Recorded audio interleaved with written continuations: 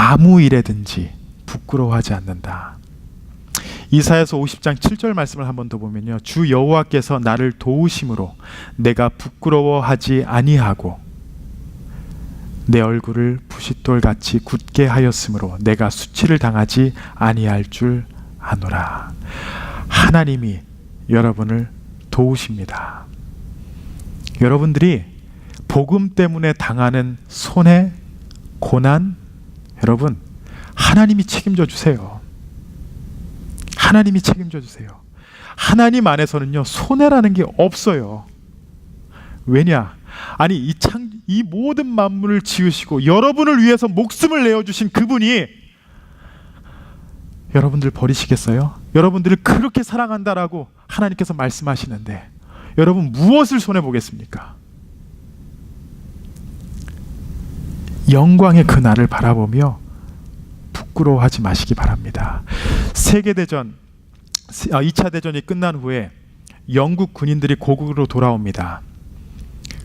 그들을 맞이하기 위해서 그날부터 영국의 의원들, 귀족들, 그리고 심지어 영국 여왕까지 나와서 그들이 돌아오는 것을 환영하는 그런 행사가 있었습니다. 박수와 함께 육군, 해군, 공군, 해병대가 지나갑니다. 그들을 맞이해요. 고생했잖아요. 목숨을 걸고 싸웠잖아요. 그런데 마지막에 영국 여왕이 일어났습니다. 마지막 부대가 들어서자 영국 여왕이 일어서고 모든 의원들과 시민들이 자리에서 일어나서 더 큰 박수와 함성을 질렀습니다. 왜냐? 이 작은 부대는 전쟁터에서 싸우다가 팔과 다리를 잃어버리고 눈을 잃어버리고 몸에 큰 상처를 입은 상위 군인들이었기 때문입니다.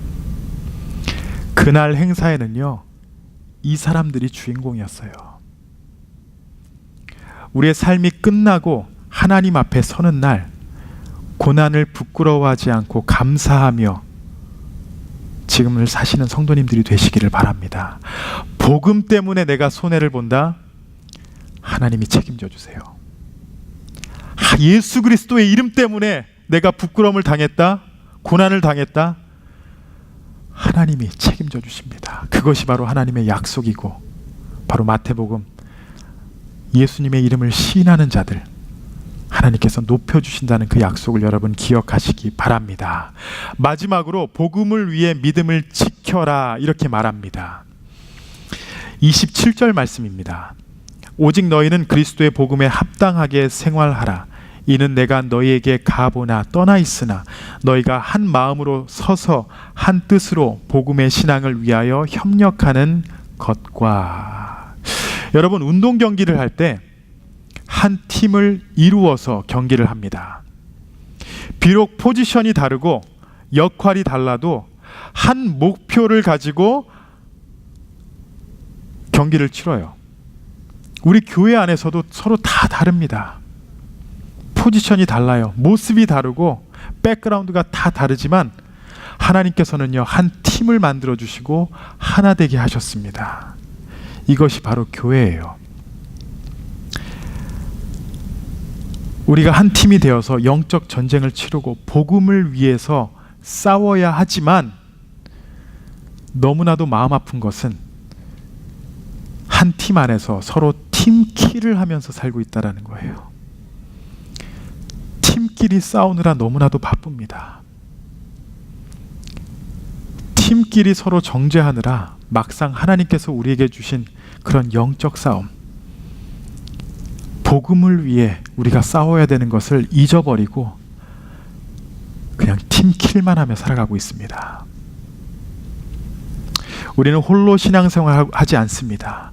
교회가 세워지는 것은 바로 하나님의 아름다운 계획입니다. 복음 안에서 협력하는 것, 이것이 바로 하나님의 뜻이고 그리스도의 복음 안에서 합당한 그 생활이에요. 오늘 본문 말씀 27절, 28절을 다시 한번 보시면요, 오직 너희는 그리스도의 복음에 합당하게 생활하라. 이는 내가 너희에게 가보나 떠나 있으나 너희가 한 마음으로 서서 한 뜻으로 복음의 신앙을 위하여 협력하는 것과. 그리스도의 복음에 합당하게 생활하는 것이 우리가 한 마음과 한 뜻으로 협력하는 것입니다. 저는 목사이지만 목사이기 전에 그리스도인으로서, 성도로서 여러분들이 필요해요. 그리고 여러분도 제가 필요합니다. 그리고 아무리 내가 봤을 때 저 사람 정말 아니다, 싫다 하더라도 하나님께서 허락하신 한 성도이고 한 교회이고 우리가 협력해야 될 한 교회인 것을 기억하시기 바랍니다. 이것이 바로 하나님의 뜻입니다.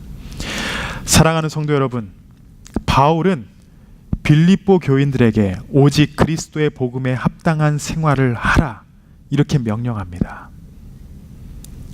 이 메시지는 예수를 믿는 모든 성도에게 동일한 명령인 줄로 믿습니다. 생활하다, 이것은 시민으로서 의무를 이행하다라는 의미입니다.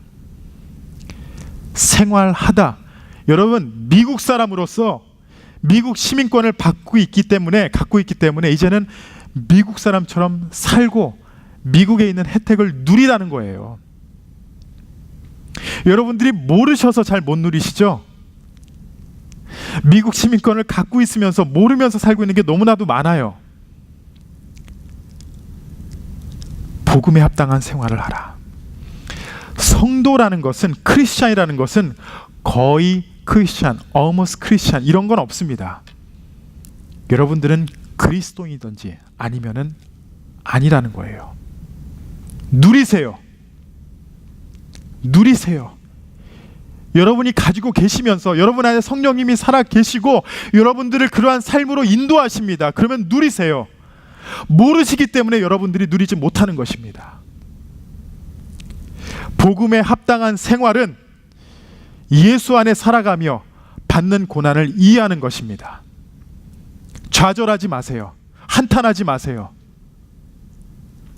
이유가 있습니다. 주 안에 있다면은 여러분, 세상 사람들이 받는 고난과 우리 고난은 다릅니다. 여러분을 사랑하기에 하나님이 허락하여 주신 것입니다. 두 번째로, 복음을 부끄러워하지 않고 하나님의 영광만을 나타내야 됩니다. 복음을 부끄러워하지 마세요. 창조주 하나님이 여러분에게 허락하신 귀한 삶입니다. 믿음을 지키며 또한 같은 신앙을 고백하는 성도님들과 하나가 되어야 합니다. 우리는 하나가 되어야 돼요. 말씀을 마칩니다. 바울이 오늘 본문 말씀 29절의 마지막에 이렇게 말합니다. 그리스도를 위하여 너희에게 은혜를 주신 것은 다만 그를 믿을 뿐 아니라 또한 그를 위하여 고난도 받게 하려 하심이라. 바울의 주장은 믿음의 삶 가운데 고난은 당연한 것이에요. 예수를 위하여 고난을 받는다. 그 삶이 무엇인지 한번 누려보세요. 믿음의 삶 가운데 고난이 왜 따라야 하는지 여러분 깨닫게 되시기 바랍니다. 복음에 합당한 생활을 할 때 이해가 안 되는 것들이 많이 있지만 담대하게 주를 바라보시기 바랍니다. 우리가 아직 알지 못했던 복음 안에서 복된 삶을 우리 모두에게 허락하여 주실 줄 믿습니다. 이 믿음과 고난 가운데에 은혜의 삶, 복음에 합당한 생활을 하시는 우리 모든 성도님들이 되시기를 예수님의 이름으로 축원합니다. 기도하시겠습니다.